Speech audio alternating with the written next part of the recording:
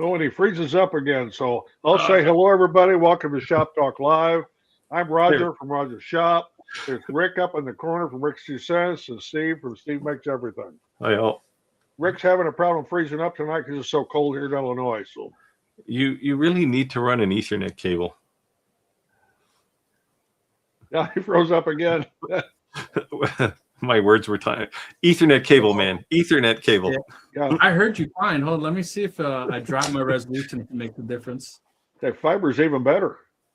Yeah, I run fiber end to end in my network. Yeah, I have fiber. I don't know. Yeah, you have fiber to the outside. I have fiber in my house. No, I have fiber to my house. You're in your net, like your in-house network? Yeah, I have a 10 gig network. It's all fiber. A whole rack and everything. Remember, I'm an IT guy. Yeah, but let's see. Let's go through some of these comments. I know Metronet's my internet service provider. Last night they did some updates overnight, so maybe they're still kind of being goofy. Tony said Cleveland, Ohio's in here with a full-blown blizzard going outside. I'm not news. Yeah, so last week Tony made this comment, and I said, are you new? But you see, now that YouTube messed up the names, you can't tell anybody. Yeah, I remember the. But Tony's I remember him now. I know he was here last week. Yeah, Tony's actually a Facebook member of mine. Oh, yeah, so cool. Chris, good day from Good Down Under. Hello, Chris.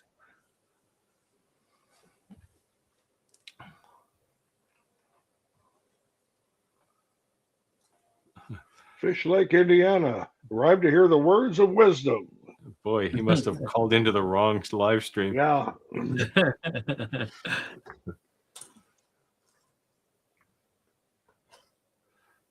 Yeah. See, I was getting slammed even before we started the live stream. Well, Rick throws up again. Boy. Hey guys, I'm gonna be right back. I'm gonna go upstairs and make sure Ricky didn't unplug the repeater right above me. Be right back. Probably slowing his game down. Yeah. I'll be right back. You guys want to take a while? I'll be right back. Sorry. I don't have enough computers in my house. I mean, I have a lot of computers. I don't have enough computers to fill my network pipe. No, I don't either. I mean, I've got quite a few too. I mean, I got 5 of them in this room. I mean, I'm actually on Wi-Fi right now. I'm not hardwired to this, but I mean, I got 5 gig Wi-Fi down here. It's yeah, I got a bunch of IoT devices. I had to add another subnet to my network because I have more than 256 devices on my network. Oh, I haven't gone that far yet. Well, all these lights, for one thing, are all on there. Oh, okay. See, I can turn them all off and turn them back on without doing anything stupid. Greetings to Chris. Oh, I said hi. Where are we? Andrew's back. Back for the wisdom of the aged. Hey, I resemble that remark. Well, at least the aged part, right? Yeah. Last time Chris was talking from an airplane. I thought that was pretty awesome. Dedicated. He's been to Perth. And now Chris doesn't want anyone else to go there. Well, guess what? I'm going to load up a tour bus. Until Andrew said this. Yeah, cynic spiders and drop bears everywhere. Oh, yes. And Chris added the Crocs. Oh, yeah.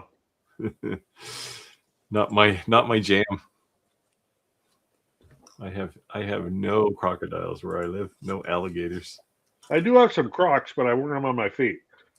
Actually, the only hazardous thing we have here is ticks. We got lots of ticks. Yeah, next week is the 100th show, I do believe. Yep. We're at 99.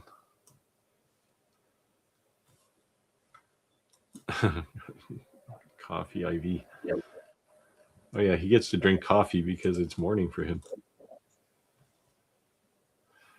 Yeah, just, I mean, when you think about it, that's almost 2 years. It doesn't seem like that. Yeah. Hey, Santa. Yeah.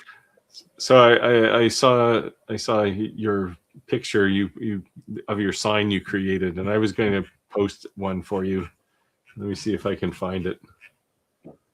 It's one I saved an image. I used to have this on my door when I worked in industrial lasers on my lab door. Where the hell is it now? Of course, now I'm never going to find it. Is it the one about having eye protection for the remaining eye? Yeah, that one. Yeah, I've got that one. Have I been freezing up as I was gone? Or you Who couldn't knows? tell? Boy, it looks There's like a still image. Mr. Roboto there. Yeah, now you look like you're running on a 300 bit per second dial-up Yeah, he's froze up again. coupler type modem. Oh, and he's frozen. Man, That'd be another good profile picture. Santa's asking if Chris ever sleeps. Well, he probably does when it's nighttime for him. Has anyone done their rounds? Oh, has everyone done their rounds? We're doing them. I'm going to skip a few of these because it's just a bunch of people saying hello. Hey, Jim. How's your back, Jim? We haven't talked in a while, so other than exchanging email about your lens. He has an invitation to stop down here after I get back from Mexico, so we'll work that out after I get back in February. So, Spectrum of Reality. Well, that's a nice name. yeah. Jack in the shop is here. Yay.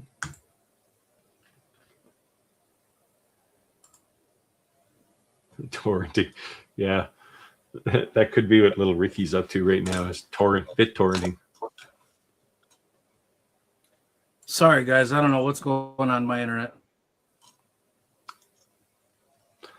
Well, you're still like Mr. Roboto there. Yeah. You go onto Amazon and order 100 feet of Cat 8 cable and run it from your router down to your computer. And this problem will go away. I shouldn't. I have an orb. What is it? What's it called? Kevin says he's currently in Montreal until tomorrow. He might be in Montreal after tomorrow because there's a big storm going through there. Yeah, that's we should all have a field trip to Perth. Yeah. Have to wear my high boots to keep away the spiders and scorpions and all that kind of crap away. Tim is in. First guy on the bus. Yeah. So I got Andrew a question might be for the first everybody. guy. Shoot. I got a question for everybody. It's a new year. What's a lesson learned from 2025 that you're going to do different in 2026?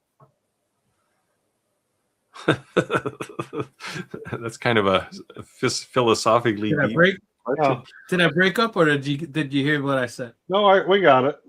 I heard you. See, I always tell my wife I'm already perfect, but she doesn't believe me. I am going to do more. My thing is I'm going to do more with less. Or do less with more. I don't know which it's going to be yet, but it'll be one of the two. Yeah. I did too many reviews last year. I want to do fewer of those. Yeah, I'm cutting back on that. Fewer reviews and I'll say more quality because there's some products are just terrible. And I need to do more projects again. I used to do a lot of projects and I haven't done any in a while. Well, that's why I did this relief engraving one. I'll show this to people if I can get my camera to not look at my eyes. So, I was having, speaking of philosophy, I was having this thought as this was sitting on my desk today. I thought that rock is probably 1 billion years old, and this little relief thing is going to be in it forever now. There's my mark on the world.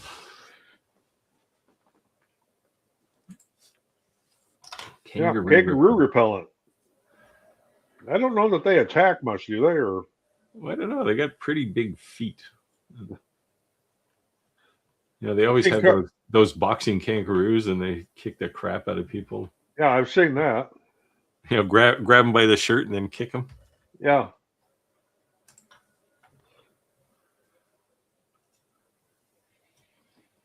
Sleep between lives.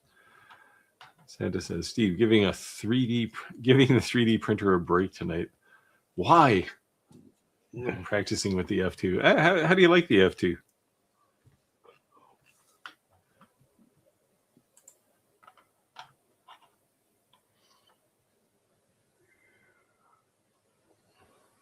Those industrial lasers, this is Spectrum of Reality, says those industrial lasers work similarly to these hobby units.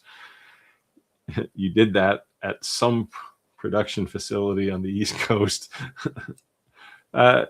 No, I have the only production facility I know of on the East Coast. So, I mean, there are others. I know Tim has one. Yeah, Robert says, good evening, everyone. Robert. Waverly, Iowa. Is Gary? Yeah. Your Not neighbor, my backyard. Don't say that. I don't say anything. I don't know what I'm not supposed to say. Foo Fons is the best bar in Montreal. Oh, yeah. Well, you know, if you're stuck in somewhere due to weather, Montreal is not a bad place to be. Tim says he needs a pad of paper for that. Oh, because he's gonna go to Montreal. I don't know how you'd single out a good bar in Montreal because there's thousands of them.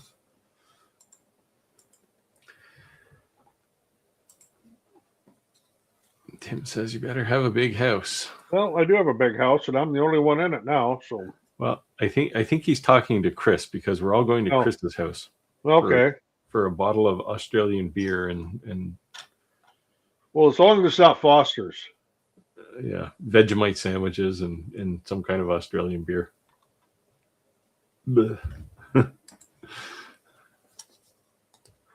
Oh, recovering from back surgery at 85, and that's still fun. No, I wouldn't be. No. Yeah, I got a historically bad back, and there's no way anybody's putting a knife near it.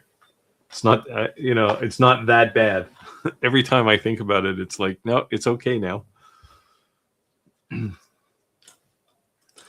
Yeah, backs, man, they're just, you wound them once and they're bad forever.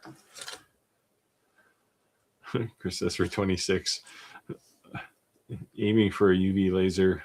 Oh, in 26. He's not telling us he's 26 because he claims to be an old geezer like the rest of us. He's aiming for a UV laser. So then he'll have at least one type of each. Well, if you want to, venture up to Canada, you can take one of mine because I'm trying to get rid of some of them soon. What was that? Oh, you heard the beep? Yes. Now that was my phone. I suppose I should check it. So here. Jeez, did we lose Rick? Maybe he's running the cable. Jack in the shop says, what I did last year that I would like to do differently. A lot. I will do it differently this year. Or will I do it differently this year? Maybe, more than likely. I'll just find more things that I should have done differently. Yeah, that's my situation too. I've run, when you run out of paper writing your flaws down, you've got some problems. Well, I just got an order for $2,136.22. Sweet. So I'm happy. Nice. I don't know what it is yet because I haven't seen the order. I just got the notification. So hope it's not coasters because I just did 250. I'm a little burnt out on them for a few days. Yeah, I mean, I guess if you're doing them for a bar, you're going to do a lot of them, but they're always going to be the same. Yeah. So is it for bar, Roger? What? Is it for a bar? The big order? I don't know what it's for exactly yet. It was over $2,000. I mean, it could be candy boards for all I know. I don't know what the order is. But Santa's Laser Engraving says he has the 15/5 watt first diode, so loving the detail and impressed with the IR. Getting my setting down. We'll be using the shows this year. And I was showing here before we went live. I have the WeCreate Lumos. It's actually sitting on the table down here. I've been playing with it. And I've never not been impressed with IR lasers before, but when you get on the Galvo and it gets up to 5 watt, it will etch steel. I put my initials on the spare pliers, and I did that in like less than 5 minutes. This is steel. This is, and I've engraved on stainless steel and copper, and they wanted me to do some stuff to show it on silver and gold, but I'm a little short on silver and gold bullion. So if any of you want to throw some my way, I'll be glad to engrave on it for you. Tell them to provide the blanks and no problem, right? Yeah, but this Lumos, and it is so neat, and it would be ideal. And I'm going to hype this a little bit, but if you're doing craft shows and you're doing, small things like maybe you're doing dog tags or, animal tags or something like that. This thing is small. It sits on the table. It's portable. As long as you've got electricity to plug it in, and it's got a shield on it. So when you close that shield to do your engraving or whatever, anybody can watch it. They don't have to have glasses on, or it's great. Nice. You know what I think would be cool is if they started putting HDMI outputs on those cameras. It'd be cool to just put a big TV just to display that camera. Like that draw a crowd in. I've got HDMI outputs on my cameras. No. I'm saying the for one, the one camera built into inside the laser. Oh, and the laser. Yeah. That'd be cool. Yeah. It's purely just a mirror image. Yeah. You could draw a crowd in with that. I have the alien cell sitting on my floor in my shop right now. When I get a few things off my workbench, I'll be able to put it up there. Nice. I told them because this was the first one they sent me got seized by customs because they didn't do the paperwork right. Yeah. So because of that delay, they kind of lost their slot in my schedule. So now I have to work them in. So I posed a question. I'm going to answer my own question. This year, I'm going to focus on things that I like to do, even if it's not the most profitable things for me to do. I think it's going to make me more passionate in what I'm doing. And I'm going to start making a lot more videos on using products than reviewing products. That's my thing. Yeah, that's kind of where I'm headed to, I think. Now, having said that, I got a pile of reviews to get done early in the year. So do but that's the trail end of last year. Yeah, me too. But I tend to do at least 3 projects for every product I review. I just don't do an unboxing or here it is. It's the first and the last time you see it on my channel. I generally have at least 3 projects I show it.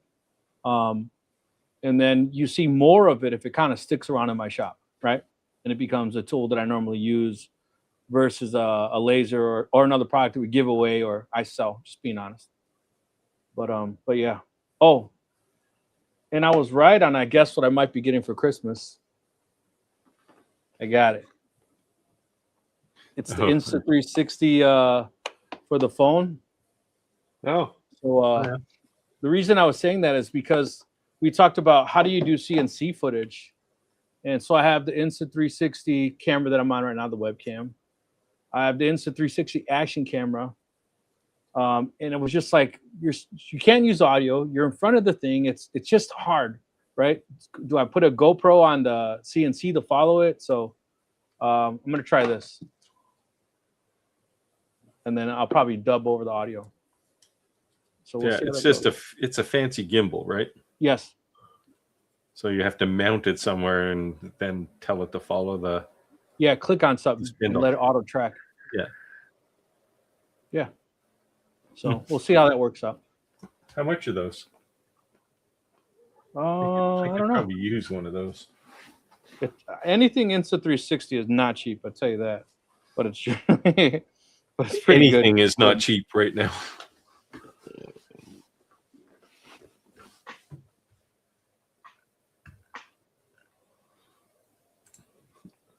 Chris assures us we won't be getting Fosters.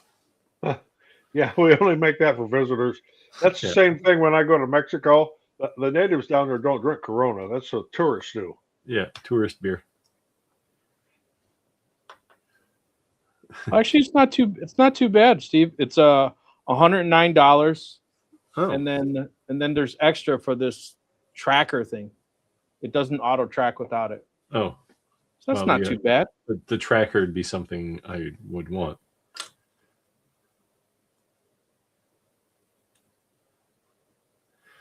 Tim says, yeah, Tim, I guess, is an ex-Navy guy, retired Navy.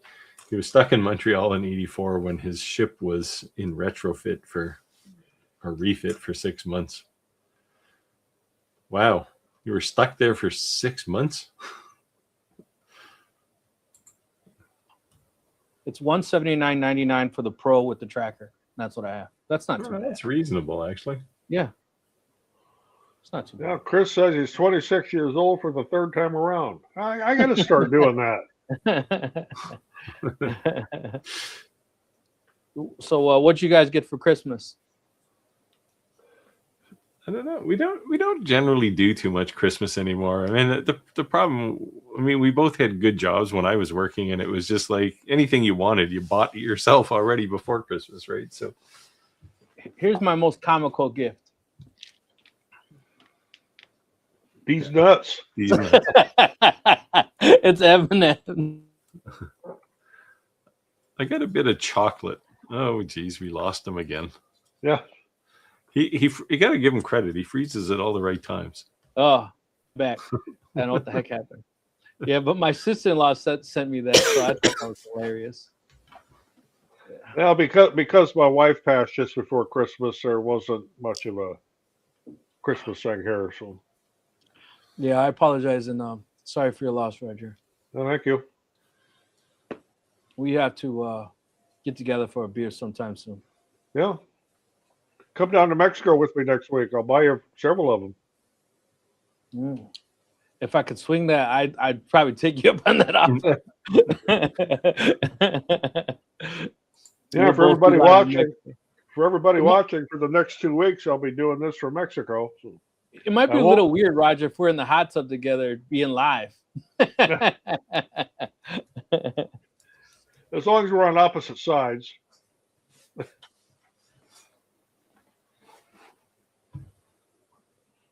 Yeah, they froze up again.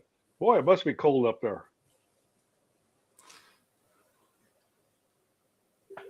Yeah, Jack said, I need some help with that order. I'm waiting to see what it is. I won't know until I get on a computer later, but I've got a feeling it's probably going to be tumblers for that amount of money. Because I do a lot of tumbler work for different bars and stuff up around Chicago. Laser or Oh, they're sublimation. Yeah. Silver hit $95 an ounce today. Yeah. Boy, I don't seem to have any silver bullion laying around.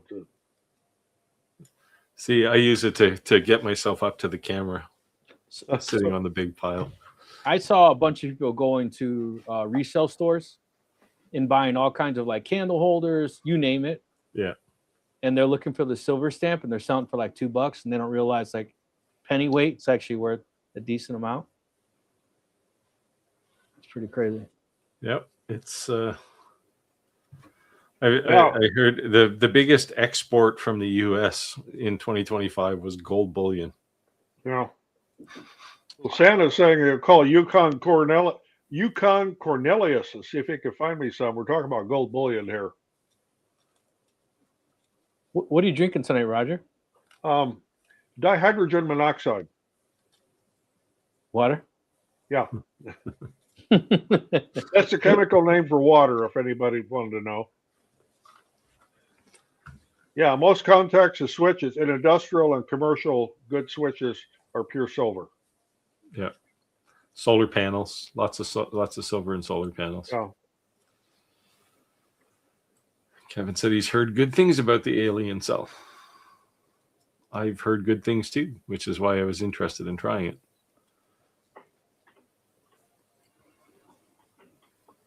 I said I got a product review first so I can see how I can use it, then technical review. Maintain if I get it. Yeah, that's what I try to do. Like I've done quite a few videos because X-Tool lasers are so popular. So I'll tend to do a review and then a follow-up. Like the one I have going live tonight is using the F2 Ultra UV. Roger, I have a question for you on the and he freezes up. One's got a question for me, then freezes up. It's So. a good thing you're on the edge of your seat. Yeah. Oh, there he is. Oh, but he's frozen again. Earth to Rick. Come in, Rick. Oh, there he is. If it keeps doing it, I'm going to try to hotspot my phone. How often do you clean the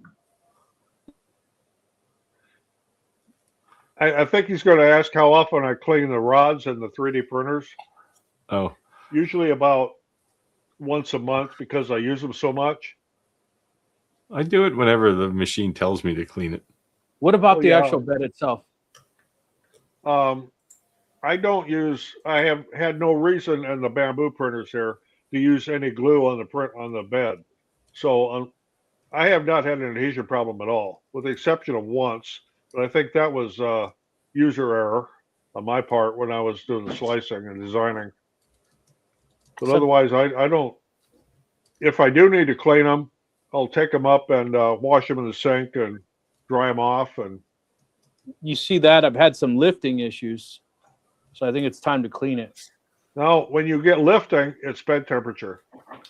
Yeah. The the bed, the plate can be dirty too, right? Yeah.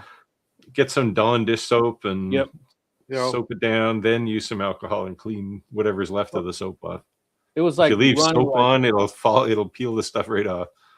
It was a lot of running times, like a lot of times if you're getting lifting, it's either it depends on what the filament is, for example. But if you're getting lifting on the corners, a lot of times it could be the ambient temperature in the enclosure is too high, or the bed temperature is too high, and the filament's cooling too fast, and the corners lift.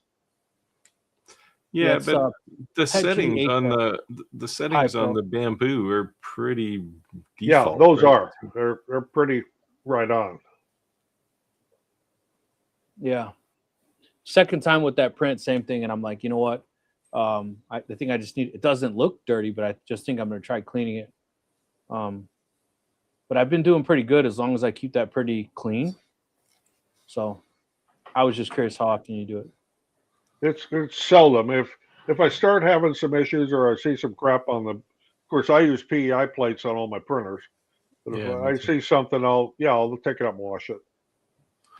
Yeah, the first time I see something not sticking just quite right, I'll pull the plate off and wash it. Yeah. But a lot of times, you don't have to clean it very often if you keep your hands off it, right?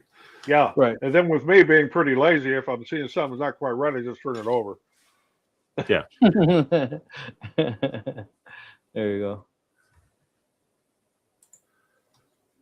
So Tom's saying, how do you know what to charge for 3D printing items? It's my theory on that is what the market will bear.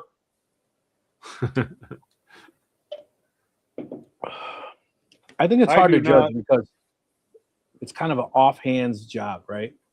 It's not Yeah. like Yeah, the labor is minimal, almost Right. zero, basically. It's like how many seconds does it take you to peel it off the printer?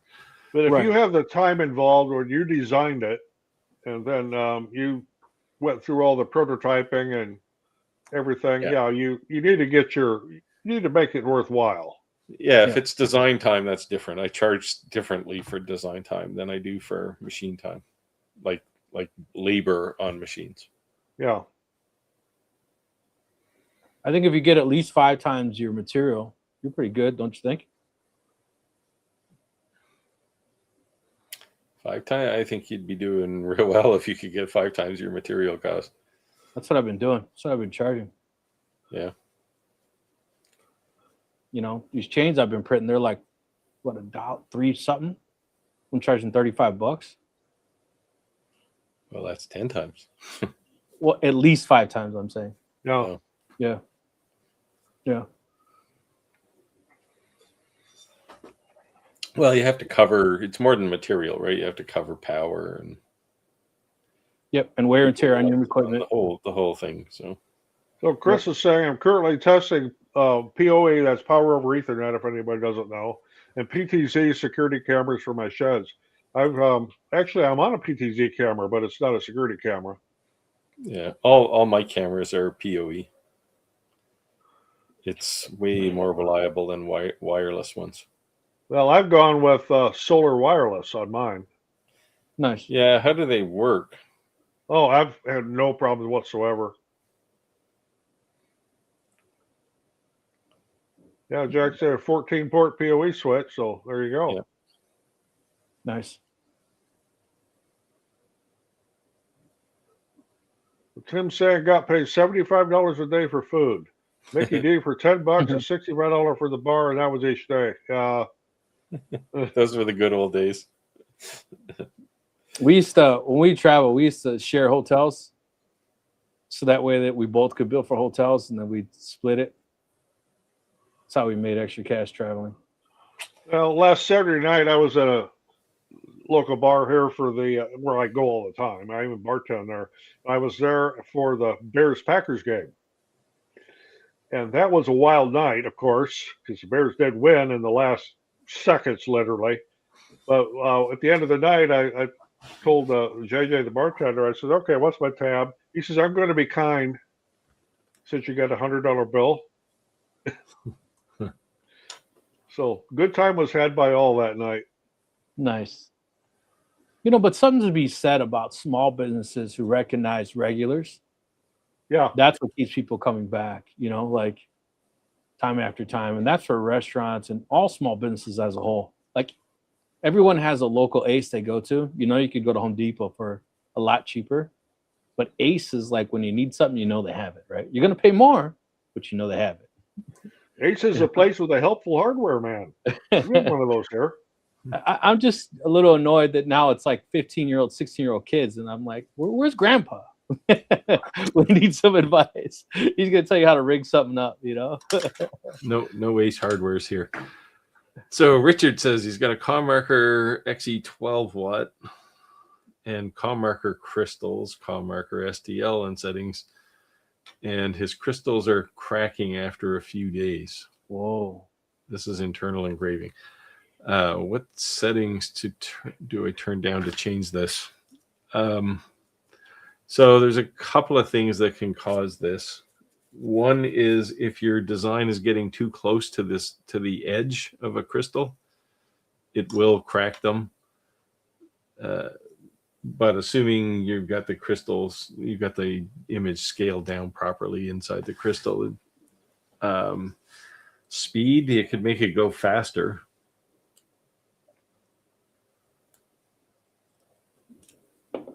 Just so it doesn't, because when you're engraving inside a crystal, it's basically creating microfractures. Right. And microfractures can turn into big fractures if it gets too hot, well, it'll be hot inside the crystal when it's passing there, and if the laser spot sits on a spot too long, it'll actually heat up the glass, and glass has all kinds of weird temper and stresses in it, so it'll crack if you heat it too much. And by the same basically, token, if you're going too slow, the beam is sitting there too long. If you're trying to engrave on tempered glass on a CO2 laser, by the same token, if you have that laser moving too slow, you'll end up with a bunch of redneck diamonds laying all over the bottom of your laser. Because it will shatter. Yeah, so, I shattered a wine bottle one day. Oh. I would also it's a little alarming when it happens. I would also suggest reaching out to the manufacturer and make sure they're using, or at least starting at the suggested settings. I'm assuming you are. They have some type of guidelines. The ComMarker settings for glass are pretty good. Yeah. But if you got a 12 watt, the laser is going to have to be moving along pretty quick. Or turn the power down. No, you won't have power. You won't have a power setting, I guess, on there. You're gonna. There you go. Maybe you can get Clack to come up and do all your IT work. Don't do it, man. He wants to put Cat 6 in. That's too old school now. You know what? Like a $2,000 wireless mesh system. Well, you'll get 10. You'll get 10 gigabits out of it. You won't get 40. See, my network is pushing 40 gigabits. Clegg, there's an old saying: "Watch what you wish for." I might do it just to have a beer with you. Deal. Let's go.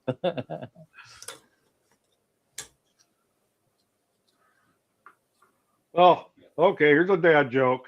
There's a fine line between a numerator and denominator. Only a fraction of people will get the joke. Ugh. Yeah, that's a dad joke. I'll say.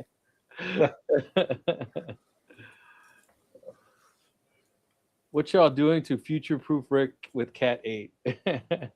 No, honestly, I think it's just an issue we're having right now because of the weather. And I know overnight, they were having outages because they text us when they're doing the outages. So I think it's just problems in my area. I don't think it's internally. I think it's my internet just acting up. What, you have MetroNet? Yes. Well, so do I. I mean, I have MetroNet fiber, and it's Yep. flawless. Yeah. Yeah, they were just doing maintenance issues last night from 12 a.m. to 6 a.m.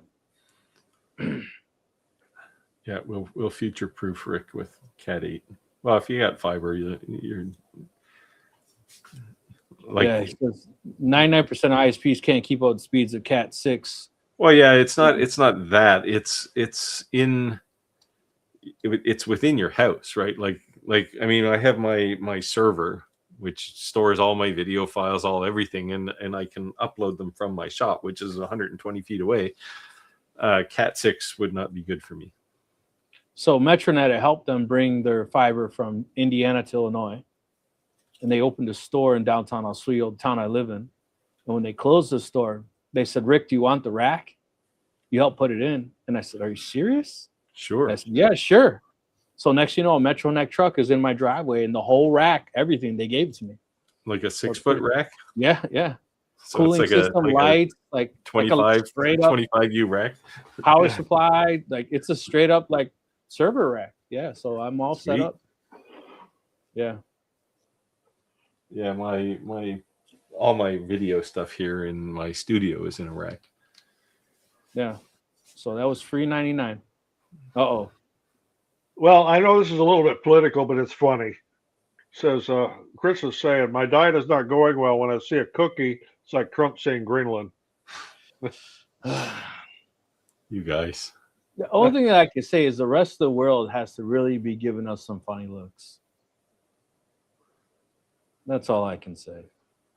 Well, I was going to send you some bananas for Christmas. Bananas. Banana Republic. Oh, since I publicly shared my address now. Oh yeah. He's gonna start mailing me things. Yeah, never do that on especially Facebook, man. You know the thing is that it's a private post, so I'm not really worried about it. Anyone who actually knows me would probably know it's not a good idea to step foot in my house without being invited.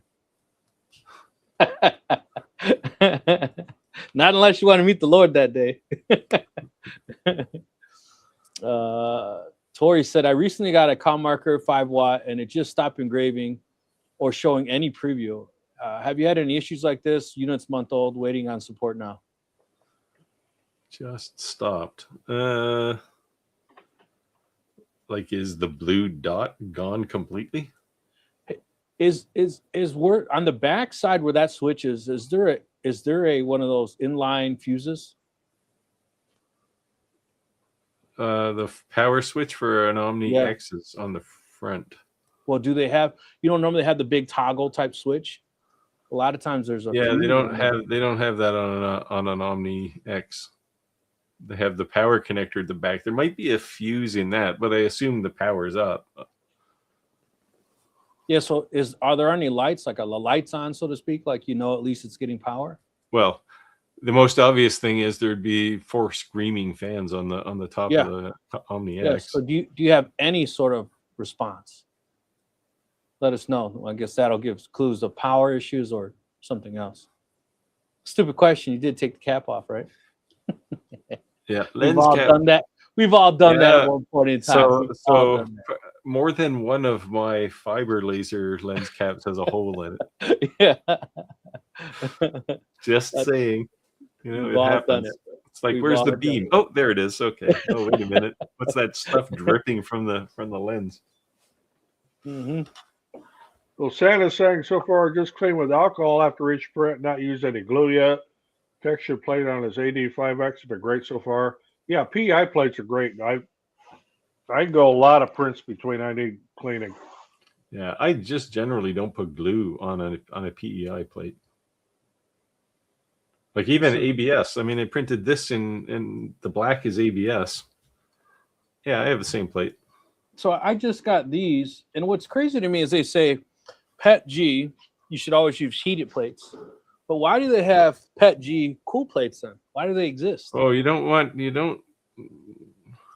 That plate to me is a pain in the ass. I've got one too. The smooth one? What they call the cool plate. I do not use that. No. So I wanted to try it. I haven't tried it yet. I only use the gold plate you have. Yes. So yeah, PEI is the way to go. Everywhere you read, it says PET G should be on a heated plate. So I was surprised to see a Super Tack cool PET G plate, but it's directly from Bamboo. So I bought it. You don't want to make the plate too hot with PET G, otherwise you'll never get the thing off the plate. Oh yeah. Like most of the time with PET G, it's printing. I mean, maybe 30 Celsius on the plate. Yeah, I'll be honest. I've never set any of those settings. I just rely on to scan it. If you pick PET G, the default settings in Bamboo will do the right thing for you. But the plate's probably pretty hot. It's not like ABS, right? In ABS, the plate has to be 70 Celsius. Like you sound like a 70s disc jockey who said at 70 Celsius. 70. Well, 70 Celsius is pretty goddamn hot, man. Yeah, you put your hand on that, you'll know it. Yeah, you also have to keep the enclosure warm, really warm. Yeah, you do an ABS or ASA. The enclosure is like, up in the 50 Celsius. But yeah, it's a good place to keep your coffee warm. When it's been super hot, and it's a larger object, I just ran to the deep freezer in my basement, threw it in there for a minute or two, slid right off. But I guarantee if you take that smooth plate and you put it in there and heat it up and print PET G on it, you're never getting it off. Yeah. The PET G will take the surface of that plate off with it. Well, as soon as you put it in, I put it in just see what it would do. It automatically scans it and turns all the settings for the temperature off and says you have to resplice this because this is a cool. It won't let you put heat on it. Yeah. So I still wanted to try it. I wanted to know why it existed. Because old guys used to use those plates all the time. That's why. And I speak from old guy experience. Like most electrical stuff, it will either die in a month or so, run forever. Not sure what that meant. That's how it works. You want to take this, Roger? See, I'm planning on printing my first TPU model using the 95A. I don't have that one. I have some parameters when I want to find some others to compare them with. Since I'm all on Bamboo now, I use Bamboo's native settings. And don't try to run TPU through like an AMS or an Ace Pro. That don't do that. Yeah, not unless it's that TPU for AMS stuff that they sell. Yeah. You'll break. So the trick with TPU is you have to go slow. Yeah. And the plate has to be hot. And what else? The TPU has to be super dry. Oh yeah, you don't want any moisture in that at all. You'll have blisters and crap all over the place. Yeah, with strings everywhere. It'll look messy. But TPU is fun. I haven't obviously done it on a what is this? This is an Elegoo, the A5X, AX5D, whatever it is. So Roger, do you use glue sticks? One of those, but on Bamboo it prints great. Sorry. Roger, do you use glue sticks on your plates at all? Very, very rarely. It's really rare. When I had my Creality printers, I was using them all the time. But now that I've gone with all the Bamboo and the PEI, no, I don't use glue sticks at all, hardly. Dave said, Once Rick, in a can you while with ASA, I will, if I'm starting to get some lift or something. But for the most part, with PETG and PLA and TPU, I don't use a glue stick. Dave said, Rick, Yeah. can you show something from your CNC? Yes.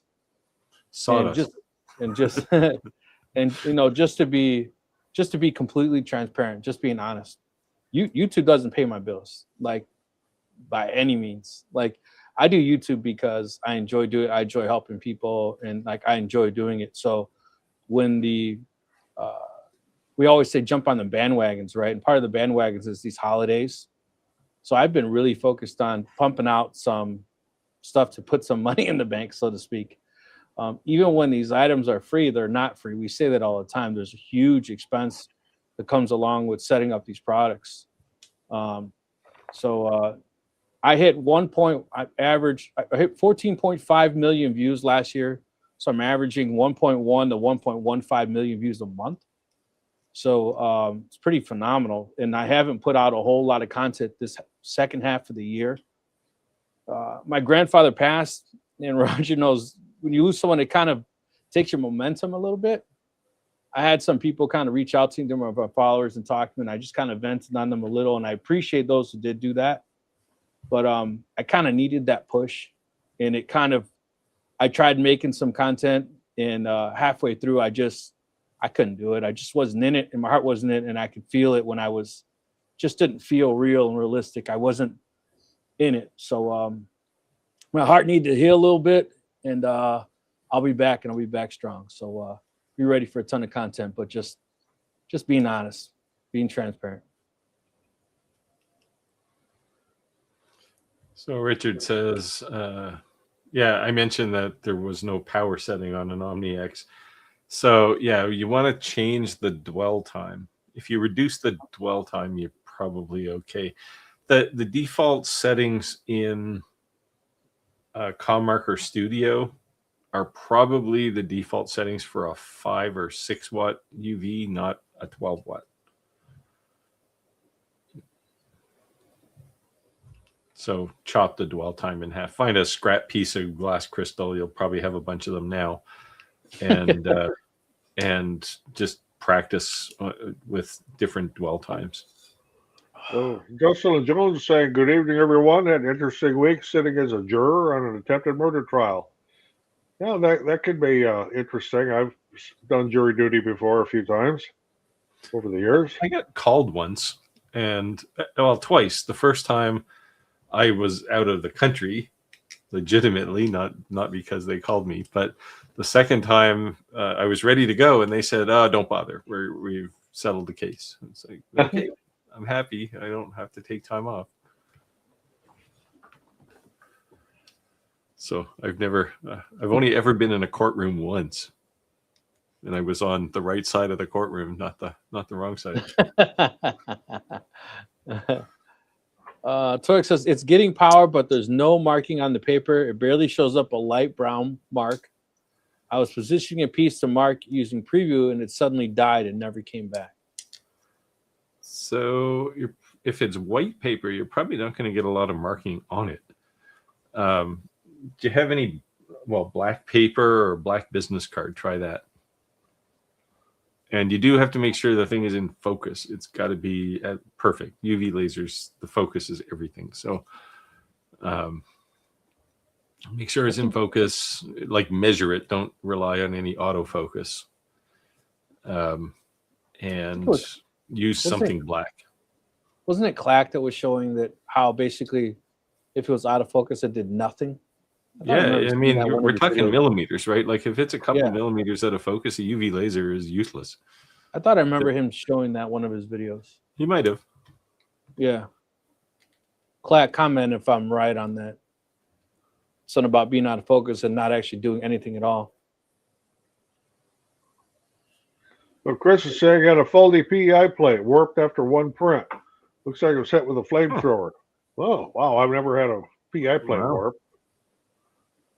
Maybe it was just a hot day in Australia. Probably hot enough there to melt some PEI plates. There you go. This time of year, anyway. All right, Steve, you're Richard up. says he's got the 12 watt from Commarker, using everything from them. We'll try dwelling down. That sounds ominous, actually. Crystals look good. Yeah, I mean, you shouldn't have any trouble with Commarker's crystal. That's what I use all the time. Cracks appeared a week later. Yeah, I mean, I've had crystals crack, but only when I was generally getting too close to the edges of the crystal block. That's crazy that it's a week later, and it wasn't a one-off thing. It was like more than one. Well, the one I had cracking, it was pretty close, and I literally watched it over the span of about 3 weeks. The crack got bigger and bigger and bigger until it got out to the surface. But it was because the thing was definitely too close to the edge to start with. It's like that windshield crack that just keeps spreading. Yeah, it works exactly the same way, right? It's stressed on the inside, and it just keeps pushing. You said 4 times. Yeah, that's not a fluke. That's something's wrong then.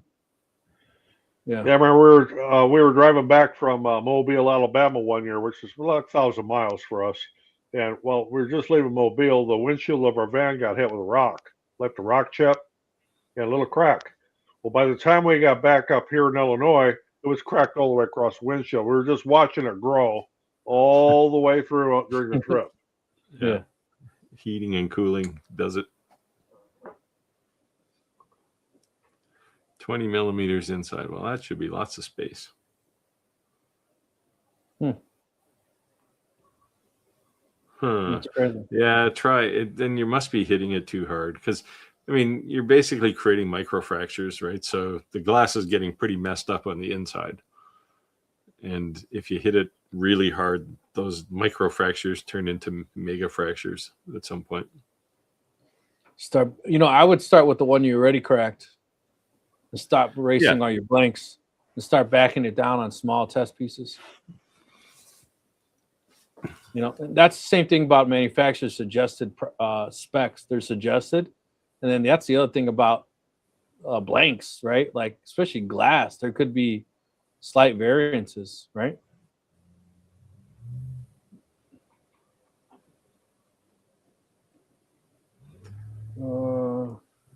Yeah, Chris is saying could be a faulty batch of crystals. It could be, but man, that seems, I mean, K9 crystals basically pure glass, right? So yeah, so Clack is mentioning what I had said. He said UV lasers are quite picky about focus. I mentioned in most of my videos. The Commarker software has a dwell adjustment to speed up the laser's movement. The bigger the number, the longer the pause. Yeah. Which means the longer it's cooking that piece of glass. Yeah. It's I mean, nice to see some things don't change. I worked in industrial lasers for several years and UV lasers, and they would do the same thing if you if you literally dwell too long in a spot in the glass. Yeah. You're blasting it too hard. Yeah. Well, you're basically just turning that spot into dust inside the glass, and then the whole structure is messed up at that point.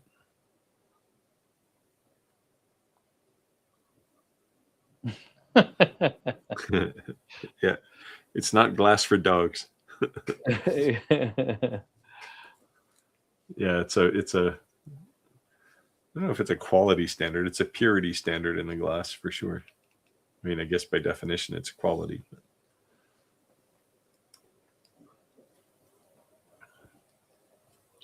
Well, I'll throw out there that we originally talked about giving away a laser on our 100th episode.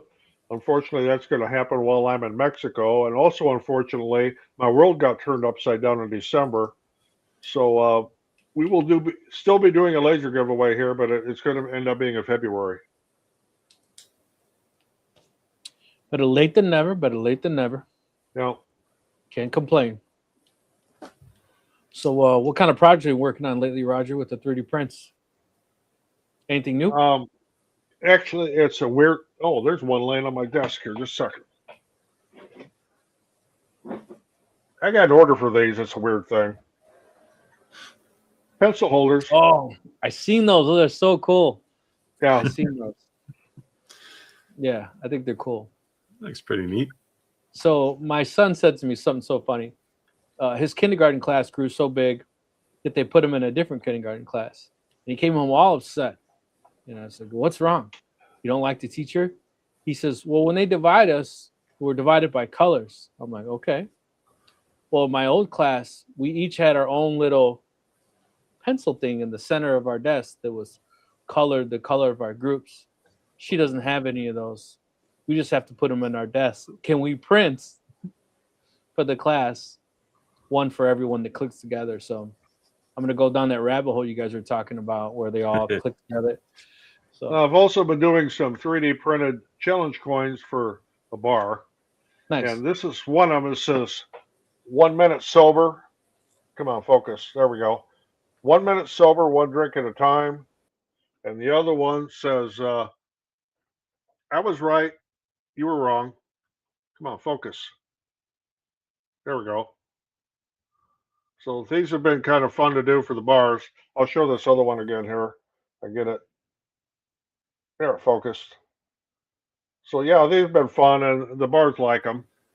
How And long do they take to print? Oh, not very long at all. I mean, they're 3-color, but it doesn't take any time at all on the HTCs. Yeah, well, it's not 3 colors on the same layer anyway, right? It's 3 separate layers of color. Yeah, pretty much. Yeah.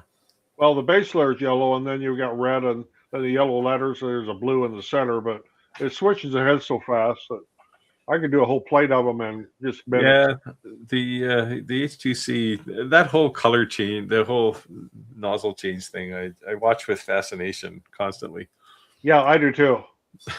It's like, so then Roger, before you realize that you've wasted 15 minutes watching the thing change back and forth. Yeah. since you actually both have them now, when you're looking at an AMS Pro, a dual head, versus that actually being able to switch the head, is it that much faster? I haven't put my second. I've got another HT and another AMS Pro to put on that, but I don't have where it's sitting right now. I don't have the room, so I haven't put it up there yet. So I'm just running with one AMS and one HT.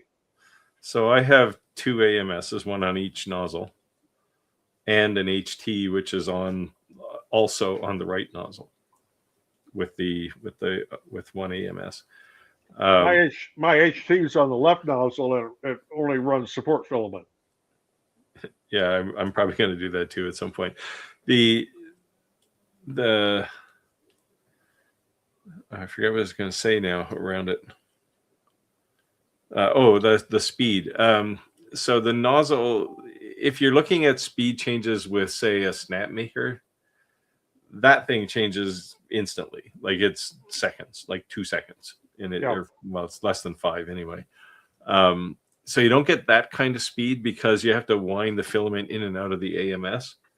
But what you do save is all the purging. So you're saving poop, not necessary time. Yeah, you reduce a lot of that, but it's the time it takes, because every time it has to change filament on an H2D, it cleans the nozzle, right? So it goes over to the back and purges a whole bunch of crap out, dumps it out the back of your printer, and then it goes back to work. And even if it's doing like one little circle, then it has to change filament and purge it again. So you save all of that time, because when it starts the job, it purges each hot end once, but then it knows it every time you're printing green, it's going to use the same hot end to do that, so it doesn't have to purge again for that job. So that's the time you save. Okay. Yeah, multicolors. I don't do a whole lot of multicolor, but that HQC has been fantastic for that. And I do a lot of stuff that requires support, and having that left nozzle for just a support filament that's been great. That support filament the Bamboo makes is so easy to take back off when you're done. Yeah. I haven't bought filament just for support. I know you mentioned that a couple of times. That may be something I have to try. Well, it depends what you're printing. If you're printing PETG, you can use PLA for support. Oh, same yeah. with, since Chris asked about TPU, the same thing with TPU. Use PLA for supports. Yeah, and if you're printing PLA, you can use PETG for support. It'll come right off. Yeah. The support filament, is it cheaper than regular filament or no? Not Well, really. it's about the same. Yeah. I haven't had too many issues with supports. They pretty much come off pretty good. So Yeah, yeah. It's a little different with TPU, but for PLA, yeah, PLA use PLA for supports, but for PETG use PLA for supports yeah, too. for the most part, 95% of everything I print is PETG. I haven't really used too much PLA at all. Yeah, I used to use a lot of PETG, but unless it's something that's going to be hot or outside, I don't use Yeah, PETG I've used too much. PLA in that case. You know, like, I make a tremendous amount of the mounts and risers for different brands of lasers, and it's all done with PLA.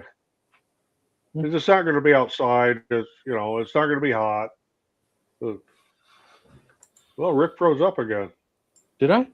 No, he blinked. I just wasn't moving. You do, I can you hear do. his voice, but he's not moving.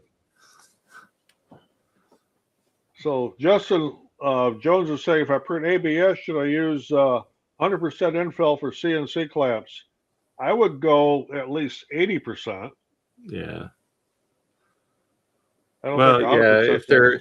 if they're hold down clamps, you want them to be pretty solid, but I don't know. I would almost use PETG for those because it flexes a bit. ABS will break if you stress it too much, even with 100% infill.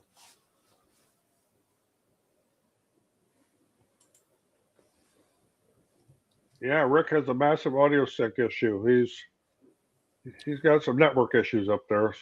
He shook his head 5 minutes ago, and we're just seeing it now.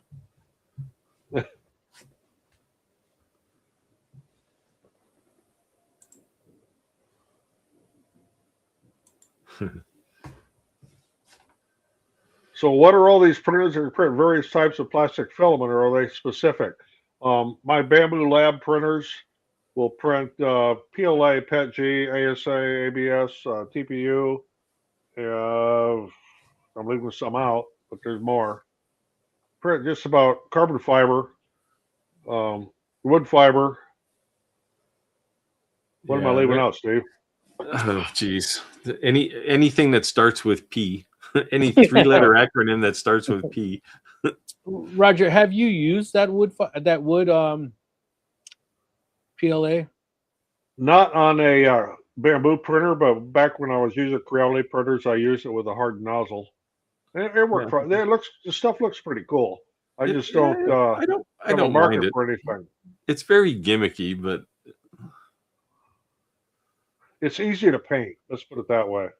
yeah. Okay. So the big difference, to I guess maybe amplify the answer to this question, if you look at, I'll say, traditional 3D printers for hobby or small business use, they tend to print things like PLA, PETG, Sometimes CPU. sometimes TPU. Those three materials pretty well, but they won't print any of the industrial filaments like PEEP or PEI. You can actually get printers that'll print PEI, which means they have to have like a 700 degrees Celsius nozzle. But things like the bamboo printers will print some of those engineering and commercial filaments, not all of them, including nylon. I left that one out. Yeah, nylon will print well on a bamboo. ASA, a lot of the entry level printers don't print ASA very well. Yeah, ABS, you absolutely have to have an enclosed printer. Yeah. Temperature controlled too. It's not just enclosed. I have printed ABS on a bed slinger at various points in the past. It quite often will lift off though. Yeah. Because a slight breeze, someone opens a door, and that's enough breeze to make it lift off the plate. JTC 1940s, and regarding a CO2 gavel, besides the field size, what's the difference in using a 110 and a 200 lens? As far as I'm aware, it's just a field size. No, well, no, the spot size will be different too. So a 110 will have a smaller spot size than a 200. Just because the focus is tighter. I guess, yeah. Um, But generally, the big difference is it's mostly the Yeah, field yeah, size, but yeah. but you know, there's a reason why on a UV laser, all the internal engraving lenses are all 70 millimeters because that has a super tiny spot size compared to the 110 or 220, whatever else they provide for you. Like I think on the X-Tool UV laser, I think the big lens is 250. Well, the 70 millimeter is going to have a substantially smaller spot size than that. Yeah, Chris is saying if you don't have enough focal distance with one, just change to another lens.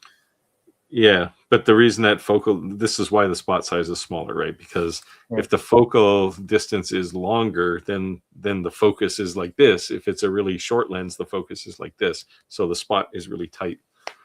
Now, on a 70 millimeter on a UV, that just makes that focus even more important than on a 200 millimeter. But So Spectrum Reality is saying, what about fumes that require a fume hood, enclosure, ventilation? If you are printing ABS, you absolutely need to vent that outside. yeah, you should. That's really the only one, though. Yeah, I mean, my thing instead of ABS anymore has been ASA. It performs the same way, and I don't get all the fumes and nasty smells. And when I'm printing PLA and PETG and TPU, and I don't smell anything down here at all. Yeah, me either. Nothing. No. PET or PLA don't smell at all. Santa's looking great. Go ahead. Yeah. Go ahead. Take it right. Oh, saw PAHT film at the local 3D print store. What is it used for? That one I'm not familiar with. Yeah, I don't know that one either. Google. The Google. That's where I'm going. I'm not set up with a separate one to do that, honestly. If Trader I was, Skills I'd be Now. looking to see what that big order was. Trader Skills Now. Good evening, ladies and gentlemen. Hope you're having a great day. Happy Hump Day, everyone, by the way. Happy Hump Day. It's polyamide high temperature, so it's basically like high temperature PLA. Oh.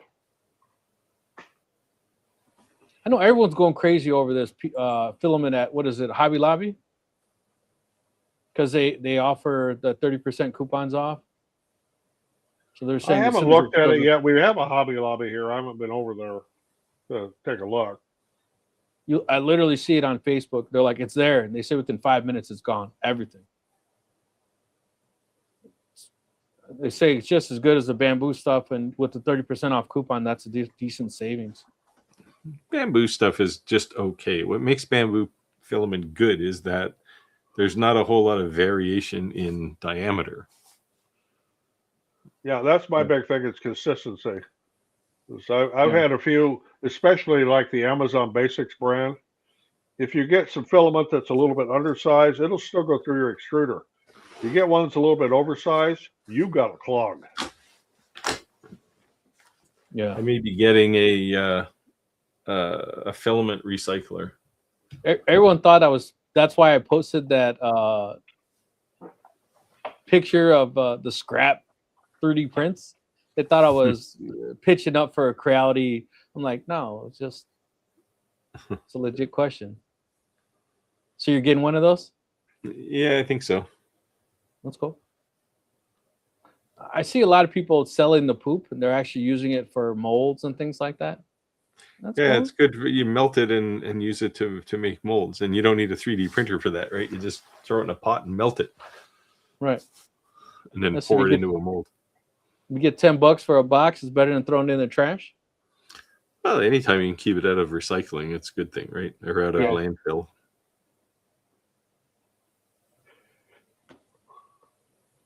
Hello. Chris said, I have a bad no sense of smell, so rely on air quality meter. Yeah, I'm kind of getting the same way as I get older. I have I forget the brand. It's crazy though. You do certain things in my house, and it actually has a gauge, and it tells you like the quality of the air. And we're talking about filaments. When I used a Creality Black, that was the only time I've ever smelt filament, and it actually changed my air quality from 100% to 70. So it detected something. Yeah. Is it supposed to be PLA? Or was it supposed to be? So anyway, this PAHT stuff looks like it's a good replacement for nylon because it has those properties and doesn't absorb water. Nylon is like a sponge. Nylon is like a sponge, isn't it? Oh, yeah, it's a pain in the ass to print with. And what I did one year, it's been a few years ago, there was a thing going around about you could go to your local Menards or Home Depot or whatever and buy filament. Actually, it's not filament. It was lined for a string trimmer, but it'd be the right diameter to run through your 3D printer. I did that. But boy, you got to dry it. Yeah. Yeah, it's just slightly smaller. It's but it works, right? It works all right. Yeah, it works. Then by the same token, if you're using it in your string trimmer, soak it in water before you put it in your trimmer. It'll last a lot longer. Yeah, won't break as easy. Yeah. Spectrum of Reality said, I wouldn't be surprised if Walmart starts selling 3D printers and filaments. The filament game, I could definitely see them doing. So you can buy, at least here, you can buy filament and I think a 3D printer at Home Depot online. Oh, wow. Well, I'm sure you could probably buy it on Walmart's website because Walmart now has that. Yeah. You can sell on their website. It's not actually Walmart. Yeah, that's the Amazon model, right? Right. Best Buy does that too. So trade scholars are saying I tried a roll of some kind of silk pearlescent filament from Hobby Lobby. Didn't like it. All the color changing pearls showed on just the back of the model, which was weird. I guess it depends on your model too, but the model must have been just the right size. Yeah. Coincidental. Scale the model up a little bit or scale it down, and there you go. Yeah, I just been seeing it going crazy on Facebook. People posting it's in stock, and 10 minutes later, like it's gone. So Santa's he's got a few from the Hobby Lobby with a PLA. Is it cheaper? It must be cheaper, right? That's why I said it's about the same price as bamboo, but you can use a 30% off coupon. Well, bamboo's not cheap filament. Well, it's $22, right? For a reel. Well, I'm looking at a thing here of this is from, I'm going to pull it up here. This is from Giant Arm. That was on Amazon for $9. And it's silk gold. I haven't printed with it yet. PLA. But you're doing the hard selling. You haven't taken it out of the box yet. Yeah. Well, it just came yesterday. So buy it. I haven't tried it, but good luck with it. You want to flash up an affiliate link there? Well, when I saw it, I thought, wow, I mean, $9 for a full roll of PLA. So yeah, it has to be pretty bad if for $9, right? You have to try it. Yeah, I'm going to find out. It is on a plastic spool though, so I can throw it in an AMS. So at the very least, you got a slightly expensive empty spool. Yeah. So a decent amount of people still in our live. If you see the ticker at the bottom, if you're not already a member, I'd highly suggest you join our Facebook group. If you go to shocktalklive.club, it's www.shocktalklive.club. It will bring you to our Facebook group. It's not a website, it's just an auto forward for the Facebook group. It's not Steve's page, my page, or Roger's page. It's Shock Talk Lives. And I'm saying that intentionally because we want you to post your work. You're not stepping at any of our toes, posting any of your social media content, any of your work. We love seeing it. So post it up, post it up.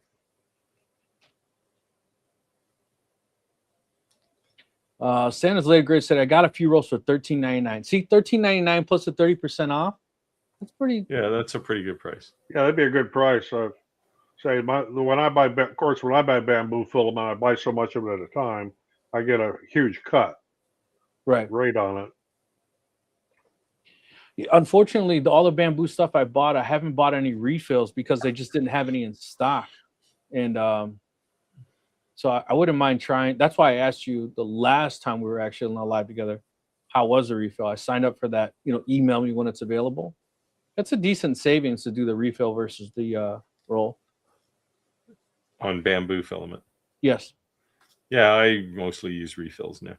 Yeah, I do too. Although I did buy when I got the H2C, I had to buy a few rolls of filament with the spool because I didn't have enough damn spools.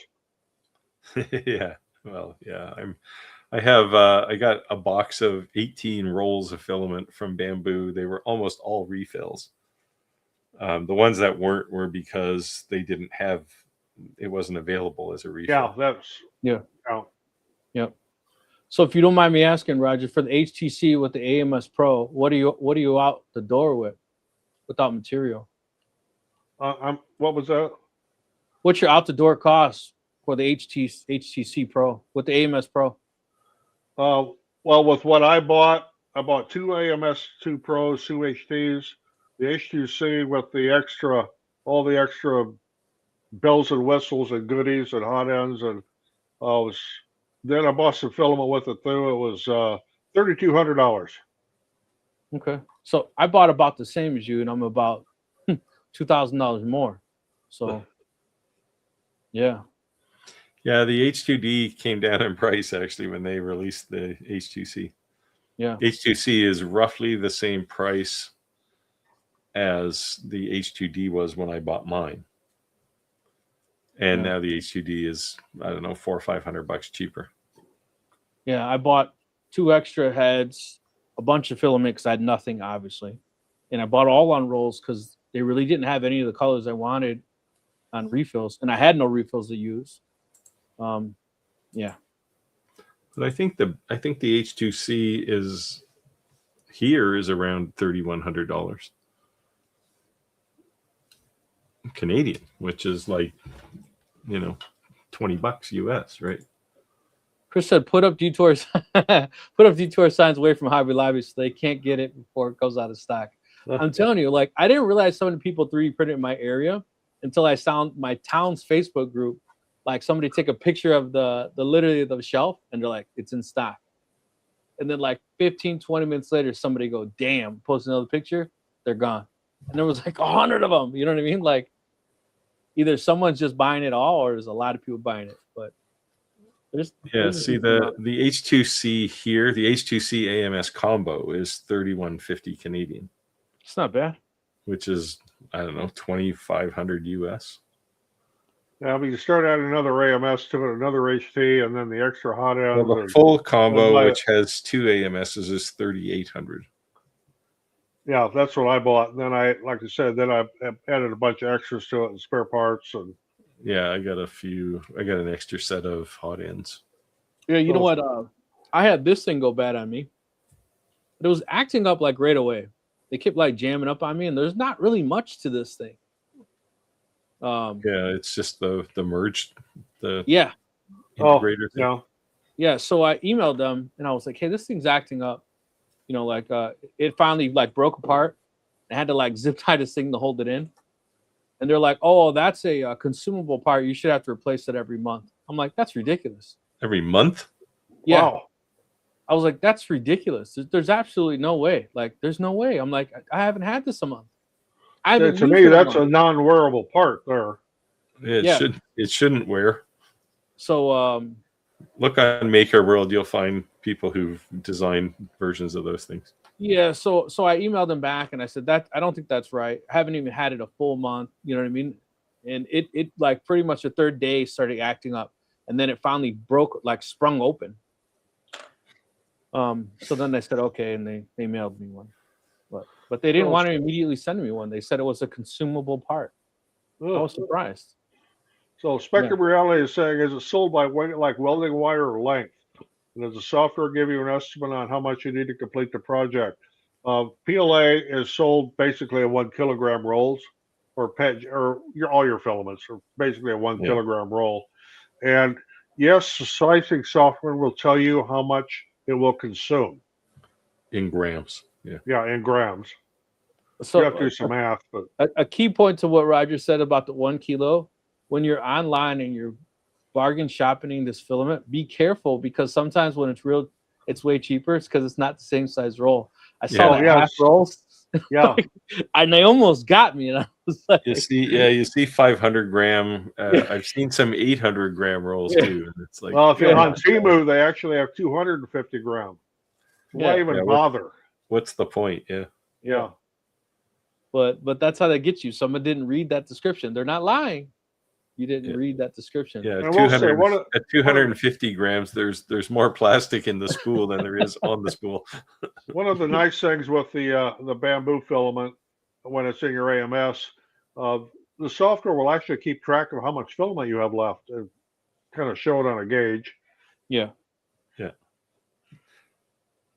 Doesn't tell you the exact amount though, which is Not unfortunate. exact. It's just kind of a gauge that, hey, kind of getting low. But I set mine for auto refill. I've always got the same color sitting next to it.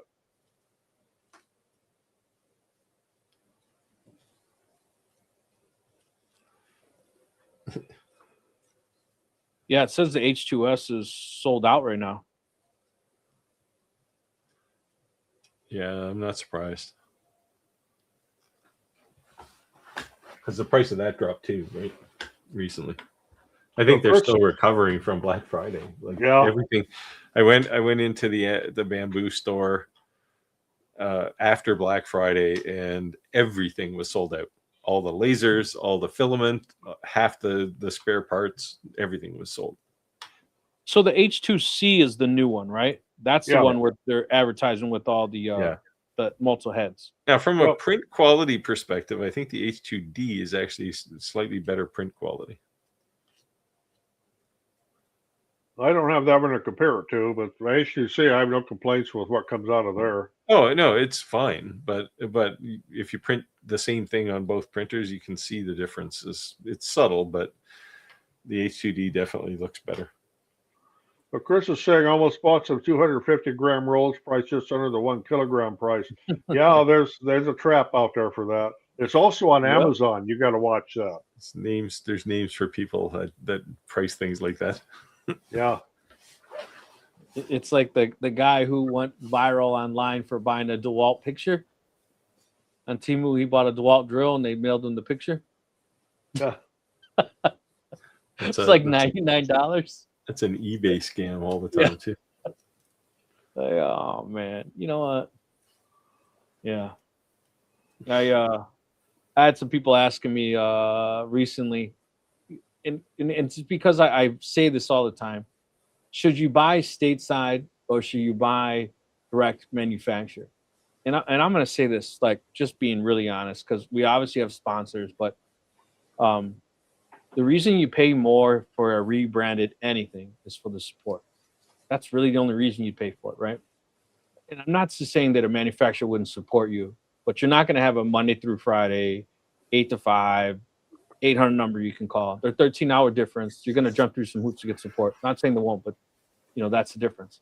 But when you're buying overseas, be careful and make sure you're actually buying it from the manufacturer. If Canada was the only place who had a Walmart, there'd be a whole lot of people walking to Walmart and selling things, right? So be a whole lot more suicides. Right. So that's how China is. Like, there's a whole lot of people who are selling things because the factory's right there. They can walk in and buy it and sell it. So just make sure they're a legitimate brand. I've gotten robbed. So I got robbed for a printer. That really put a hurting on me. And I got robbed for ink before, so just be careful. I'm, really speaking, and the company who robbed me for the ink, they're a very reputable brand. So, I wouldn't say reputable. I'd say well-known. But yeah, crazy.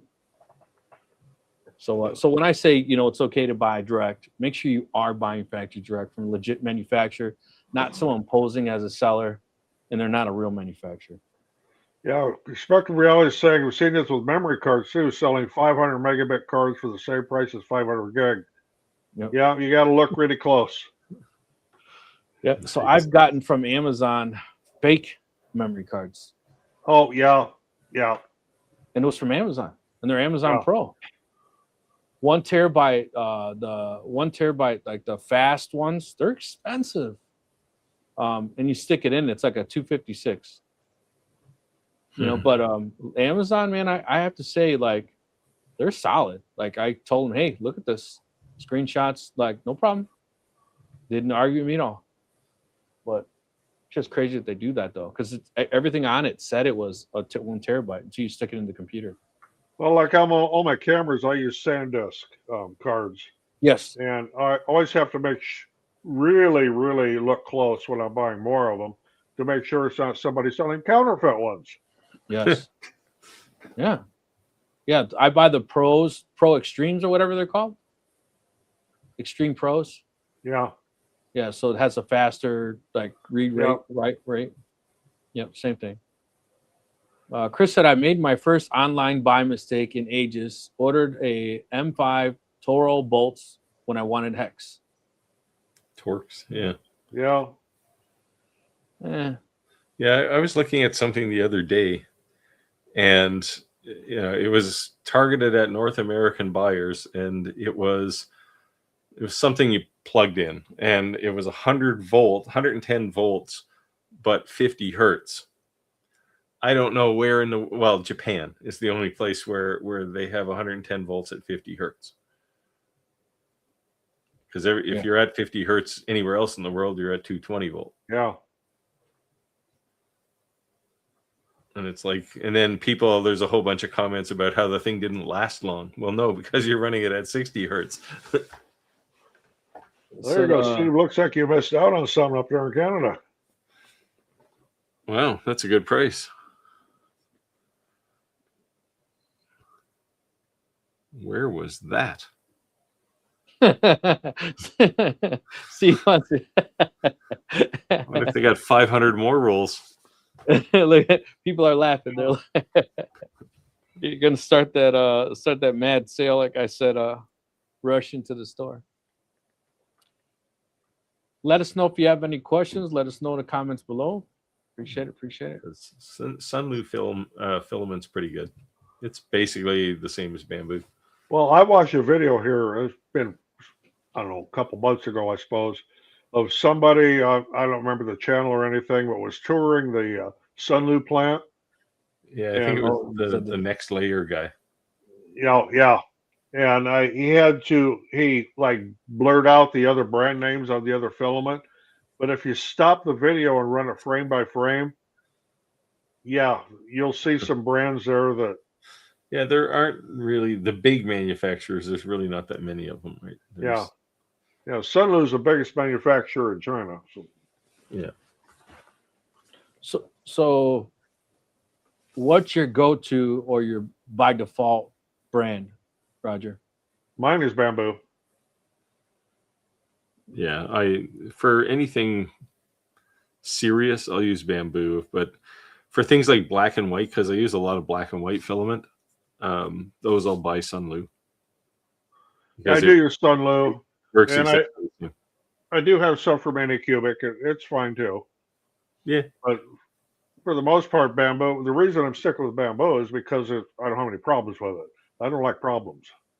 Yeah, so I've been using the bamboo by default, but when it's not available, I've been using your favorite brand, Creality.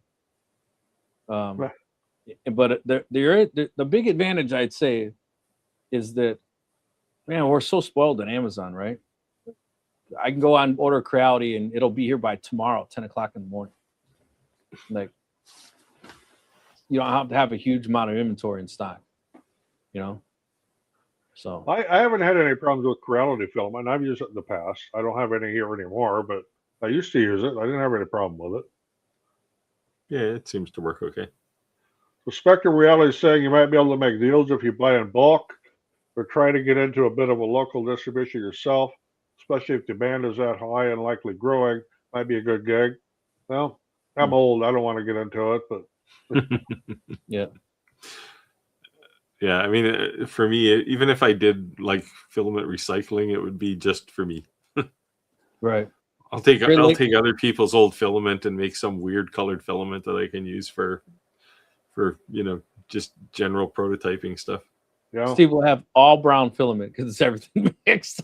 No, if you take all the colors and mix them together, you get some really strange colors. But Great Lakes Laser Supply said, "What's up, gentlemen? Do you have anyone hey, you can connect me with for a 3D printer companies? I have Crowdy coming to the summit, but I'm looking for filament sponsors. Post on a Facebook group and ask. yeah, I mean, We always don't- have manufacturers lurking on our page, so yeah, I don't have any connection with Sunlu other than Amazon. That's my interface to them. yeah. Yeah, bamboo filament just works. And Yep. yep. Yeah, the only problem I had with Crowdy, and we said this before, is that at the end sometimes I have that bend, and I've gotten stuck at the end of the roll. So when it ran one roll out and went to jump to the other one, it got stuck, and I had to like get it out of there, and then that sucked. But I like the fact. So originally I was like putting different colors in there because I was trying to keep them dry. But then when Roger's like, "No, I have an EMS Pro because it's like all the same colors," I pretty much did that because I was printing blue, white, and orange a lot. So when I was running out of blue, it's just going to the second blue, going to the next blue. Yep. You know. So, yeah. Okay, Santa's saying, does bamboo have a longer track record, or is it just their manufacturing process for the filament? I will say that bamboo has excellent filament, but they do not manufacture it themselves. No. And from what we were just talking about before, if you would go look at that video and you would stop it, and you will see the bamboo name on some stuff in Sunlu. It's crazy. Yeah, I mean, if you look at a Sunlu spool and a bamboo spool, the only real difference between them is the color. Bamboo spools tend to be that creamy white color, and Sunlu spools are gray, but they look virtually the same spool.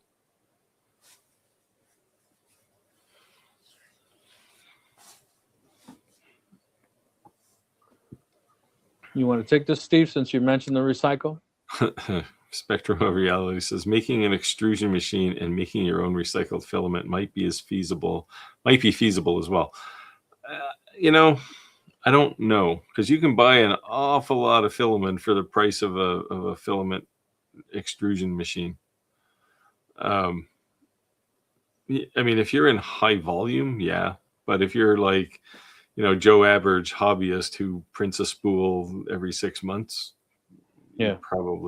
you might as well just live with the fact that you're, filling up landfill, because you're never going to pay for an extrusion tool.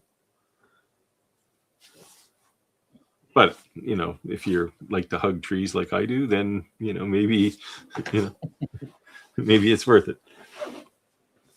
Great Lakes Laser Supply said, I figured I'd check in. I have a huge 3D community in Michigan. Just wanted to make sure, offer some. Yeah, I would definitely suggest posting on our Facebook group. You will see a ton of manufacturers. They may not always post because the rule there is only one like real official rule on our Facebook group. And is if you're a manufacturer, you're not allowed to post advertising anything unless you're a sponsor of Steve, Roger, or I. And Or I got don't an have approval. sponsors, so it's easy. Well, affiliated with one of us. Yeah, well, I have affiliates for sure. But. Yeah, affiliated with one of us. Or got the blessing beforehand. So they're lurking. They're there. Trust me. Post it. So plastic waste is ubiquitous after all. Well, somewhat. It could be, yeah. Save the turtle. Now, if you did have a filament recycling, like a desktop filament recycler where you could shred plastic, you could take things like water bottles and you could shred those and turn them into PETG. Well, PET anyway. So, I mean, you could do your part to reduce landfill, or at least use it a couple of times before it ends up in landfill. Yeah. Save the turtles. but where I live, our recycling program, they have this big index search engine thing, and you can say like PLA, and it'll tell you, oh, PLA for 3D printers, throw it in the garbage. It's Really? like, what? You don't recycle it? So Yeah, it breaks down. It's made out of corn. well, yeah, but same thing with PETG or ABS. If it's specifically filament based, they tell you to toss it. And it drives me crazy. Well, hence why you're going to become the recycle filament I'll guy. make my own filament if I have a machine. I'm not gonna do the DIY filament tool. Like, I've watched some videos of that of guys that have done that. And no, I ain't doing that. The shredder with the water bottle and then the melted. I've seen that. Yeah. I mean, if I can take a bunch of broken filament and throw it into a hopper and push a button and get a roll of filament out the other end, then I'm fine. But if it's work, I'm not gonna do it. Yeah. Well, it's time too, right? Like, it's just like if you have to sit there and do something, it's chewing up time. Yeah, I think that's where the 3D printer is definitely a lazy man way to make money. And I say that because you don't need to babysit it. It just kind of does its thing. With the right printer, yeah. Yes. You know, a laser, you should be in the same room. CNC, you're probably going to be in the same room. Yeah, you generally don't have to worry about a printer burning your house down. You used to. Yeah. but when they first came out, there was people who put extinguisher systems above them, and those ANET A8s were notorious for torching your desk. Chris said, if I recycle plastic bottles, I would lose money. We have a 10-cent refund on drink containers. Increased recycle. Yeah. In environmentally responsible countries, then it's probably not worth recycling it. So I was in Mexico and I bought a case of beer. And I went to leave the store and the lady came screaming and yelling at me. And I says, why are you yelling at me? And she says, there's a 25-cent deposit on the bottle. I thought you were going to drink outside. I said, a case of beer? She said, well, there's 3 guys out there. I thought you were with them. I said, no. So she's yelling, 5 cents a bottle. So I just gave her $1. I'm like, here's $1. She's like, oh, okay. And I left. But they're very, they're reusing those bottles. So you didn't look at her strange and say no comprende. I was gonna get hit. She was very aggressive. It was like that grandma you don't mess with. I was just like, whoa, okay, I'm sorry.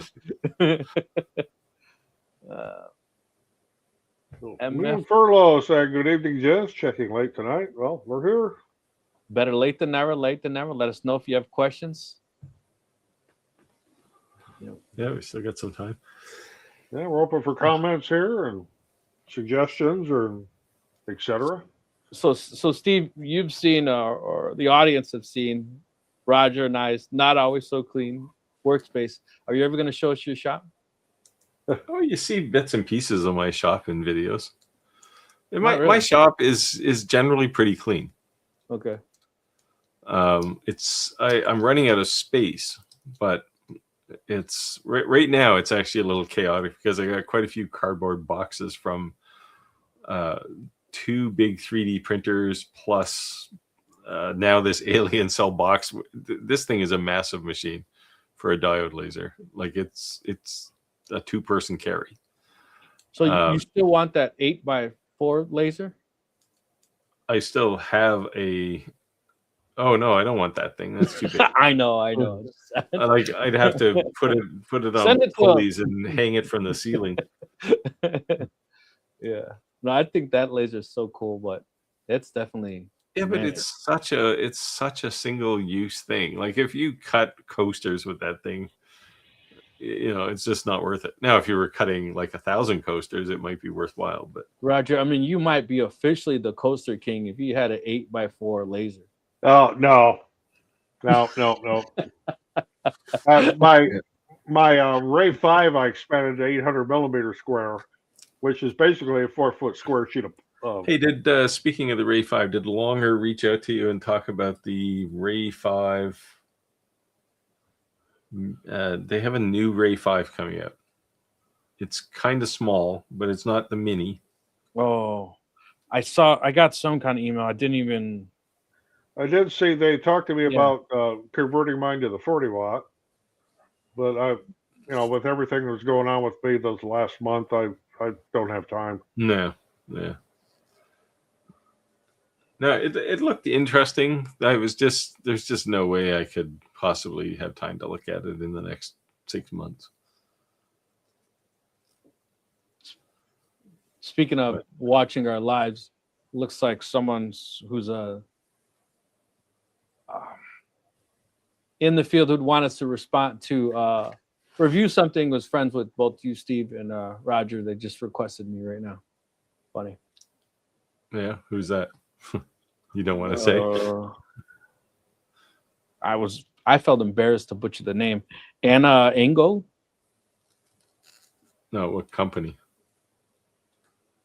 It says drinkware, steel bowl supplies, kitchen suppliers, wholesales, crystals, all kinds of blanks. Both you guys are friends with her. Oh, maybe Facebook friends. Yes. Yeah, that could be. That could be. Yeah, she just looks like every kind of blank you could imagine. She sells them. Spectrum Reality said, "Yep, I have my Ray 5 Max to 800 on both axes too." Yeah, but the only thing I use it for anymore is when I'm doing really big signs. Yeah, because it takes up so much space in the shop to set it up. Yeah. Otherwise, it sits vertical against the wall. Yeah. Okay, dad joke for the chemistry people out there, since I was talking about me drinking dihydrogen monoxide tonight. What did the chemist say when he mixed oxygen and magnesium? OMG. If you're familiar with periodic table of the elements, you'll get it. Radu's hot tonight. Nerd convention. All right. You want to take this, Roger? Okay, if I use a 0.6 nozzle instead of a 0.4 on the model for Maker World, does the slicer recalculate the output, or do I manually have to do it? Slicer will no, I got to get into what slicer you're using, but if you're using Orca or Bamboo or one of the clones, it will take care of that for you. Yeah. Now, that doesn't mean the print will come out well, because it may be designed for speed, right? It'll be faster. Yeah, but it's going to look faster, but it won't look as nice. Well, yeah, but it's for some things you don't care what it's not like fine detail, right? Like if you're printing a cylinder, you don't care how thick it is because it's just a cylinder. I'll use a 0.6 if I'm doing prototypes because it's so much faster. Yeah, but you won't get all the detail necessarily. I was watching all these people on YouTube printing with 0.2s. Yeah. Oh, man, what it's just. I printed this keycap with a 0.2. 3D printers are slow as it is. I can't imagine making it any slower. Well, if you want something that looks injection molded, 0.2 is the way to go. Yeah. It just takes longer. Yeah. But it's a 3D printer. You're already buying into the fact, especially with a Bamboo, you're buying into the fact that it's going to take 15 minutes before it lays down the first piece of filament. Well, but as Roger says, it's built into the time. It tells you. Right? It is. But it's like, every once in a while, I want to make sure that the thing is starting to print well before I just turn my back on it. Having given you missed the conversation last week about the giant knob of plastic that I had. I want to make sure that it's going to lay down the first layer. And it's like, come on, just print. And it's like, I got to go for a coffee. It's like, yes. Wait for a little second. Ask Clax, I'll ask you guys, for the Bamboo A1, would you recommend the AMS Lite or the AMS 2 Pro? I have the AMS Lite on both of mine, mainly because I could top mount them on top of the printer, because I don't have a whole lot of real estate down here to be having AMS sitting all over. If they can't sit on top of the printer, then we have a problem. See, my first question would be, well, what did Clack say? Want to contradict the Clack? I have AMS. I complete ignorance because I don't have an A1. But I do like the AMS2 Pros. I have 4 of them now. Yeah, I have 2 of them. But I guess I get what Roger's saying. Real estate would trump any other decision, right? Yeah, this space is a big thing for me. Yeah. Yep. Yeah, Santa's laser engraving. He says he has a dad joke book in front of him today. So.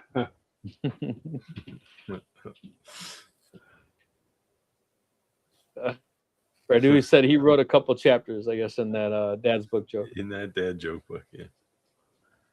Yeah, Chris uses 0.6 on his jigs for his lasers. Yeah, there's nothing wrong with that. If you're not looking for appearance or something you're going to sell to somebody, they work.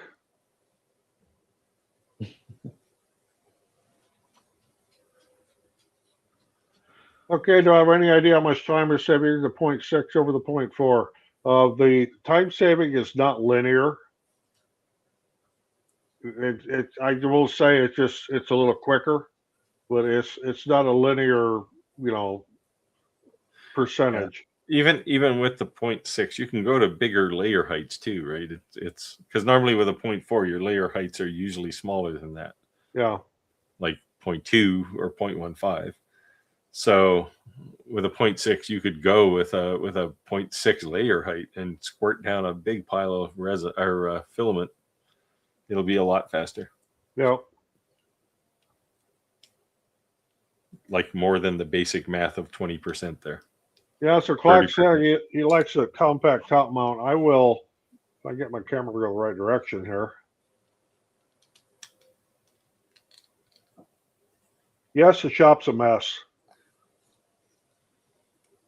There's a top mount on the AMS light. And I've got, I got the cover off one of them right now because I'm working on that printer. But the other one, I have enclosures I put on them with desiccant in them to keep the filament dry. It works fantastic. So what's crazy is that we were talking about once you get a 3D printer, not just making something for someone else, the amount of things you can make for yourself. My own list has been like growing, but I keep printing for everyone else. And I'm like, there's so much cool things I want to print for myself. So that's at some point, my AMS Pros won't just be laying there on the table over there. It'll actually be on a shelf. Well, I added humidity indicators before I get this. Whoops, right there. I don't know if it'll zoom in and focus on it. It's pretty far away. Oh, and you got the digital readout displays. Nice. Yeah. So I got to change the desiccant in those. It's running a 24 and 26% right now, so they're due to be changed. Yeah. Did you print some dry pods for your AMS, Rick? Yes. Well, I did for mine. I have not yet. Oh, I wanted to do the ones that go in the front. Yeah, that's in the back, as well as the one that slides into the reel. Yeah, I don't have the ones inside the spools because I change spools so often. It's a pain. Yeah. But like I said, that's on that list of I want to print for myself things. Yeah, just start one overnight. Yeah. Unfortunately, my printer's been running pretty much. It's not running right now because I got to clean that plate. But it's been running nonstop. Yeah, print. If you print those dry pods, print them with PETG. Well, you're going to print them with PETG anyway, probably. Right. Yeah. Just because they get hot, right? So. Right. Yeah. Radu said lighter pro. It's also dependent how much you have you have to monitor humidity. Yeah, I mean, if you live in the desert, you probably don't care. But I live in a place where the humidity fluctuates over the year from 30 to 100, and it's 100 a lot of the time. So. Yeah. So when I was asking you guys, what are you keeping your filaments at? And for the most part, when I first asked you that question, most of all the filament was right out of a box right into the AMS Pro. And I was at like 23 to 30. And I remember when you said I got down to 0. So yeah, I ran that bad boy 12 in the AMS in the AMSs, both of them on my H2C, they're both 0. Yeah, so yeah, right I got it down to 0. But I know that if I put those, inside of it, probably definitely help that as well. Yeah, well, that's how I get them to 0. Because if you just use the little desiccant bags that come with the AMS Pro 2 Pro, Yeah. you'll maybe get it down to, if you get it down to 10%, you're lucky. Yeah. Well, my humidifier indicators only go down to 10%, but I know that I'm looking at all my AMSs here, and every one of them is reading 10. They won't go any less. Well, my ambient down here is 22 right there on that one. Jeez. That's like the desert already. Well, it's wintertime here. It's Yeah, just but really you dry. have, you don't have the original AMSs don't have a readout, the humidity measurement. Oh, these are built the in, right? original AMSs up here, AMS ones or Yeah, whatever. see, in a 2 Pro, you've got I've got it readout on the display. Yes. On the front display. So yeah, I have the little $2 thermometer hydrometer things as well in my dry pods, but they only go down to 10%. Yeah, that's what we're looking for. Is But that's hydrometer. the first indicator that I should consider drying out the desiccant. So is anyone aware of anyone that would actually go lower than that, or that's pretty much standard? Well, the one the one that's built into the AMS 2 Pro will go down to 0. I don't have a digital display on the AMS Pro. No, it's on your, like, if you go to your in the menu here, it'll tell you when you look at the AMSs. I'm talking about that little No, don't. Yeah, no, that all of those things I think are made by the same guy. They all go down. They only go down to 10%. But that's what I was asking. Yeah. You want to take this one, Roger? So J. Michael saying, is FreeCAD a good 3D CAD to learn, or is there a better free one? I have played with FreeCAD some. I'm not an expert at it by any means. Yeah, it has a learning curve. I started out when I was in the trades, I used AutoCAD, but I use AutoCAD electrical. I mean, I could do ladder diagrams and electrical drawings all day long, but not any 3D modeling in AutoCAD. Yeah, so I thought for sure you'd throw your Tinkercad in there. That's I do use Tinkercad. Tinkercad is a good free one if you're just learning, and you can do a lot of things in Tinkercad. And it's made for kids, basically, but it's for first timers. It's not. I wouldn't say kids, but FreeCAD is. I mean, once you conquer the learning curve, it's perfect for doing CNC or 3D printing. They rolled over to version 1 in 2025 after about 10 years being in beta. Talk about a beta cycle. And part of that rollover was they improved some of the usability, so it got a lot better. And there are some good tutorial channels on it. So I tried using Tinkercad because Roger was always recommending it. And all I was trying to do was just add these. That's it. And it said the file I was importing was too big and it wouldn't import it. And I was like, yeah, I mean it's obviously a limited tool, but I know, but I thought all I'm doing is adding circles. It wouldn't, you know what I mean? Well, you can install the free version of Fusion. Yeah. I mean, it does pretty much everything. It just limits you on the number of projects you can have open at any one time. It works okay. I mean, and again, there's lots of good tutorials on that as well. I paid someone on $5 or $8 and they did it for me. I add these two things, blah blah blah, and I had it in 2 minutes. Yeah, no kidding. So I was like, I say, Roger, you got time? He said, I'm at a bar. I'm like, what the hell? I need to do this. Went on Fiverr, and someone got it to me. They were from India or whatever. He's like, what printer do you have? I said, yeah. He said, do you have AMS Pros? Yeah. What kind of film are you using? I was like, damn, this dude knew what he was talking about. He had it out right away. Mm-hmm. So a good point to that is I think there's definitely, we talk about lasers and CNCs, 3D printers. There's definitely a valid point of learning how to edit and create your own files. But that's another skill set in itself. So just to get on the ground and running, start making some money, start paying some of that debt down. There's nothing wrong with buying files. And I just said I cheated. I went on Fiverr. It cost $5 to have somebody do something. There's a whole lot of reputable people that can assist you in doing that if you need help. Yeah. You could have asked me. I would have charged you $20, but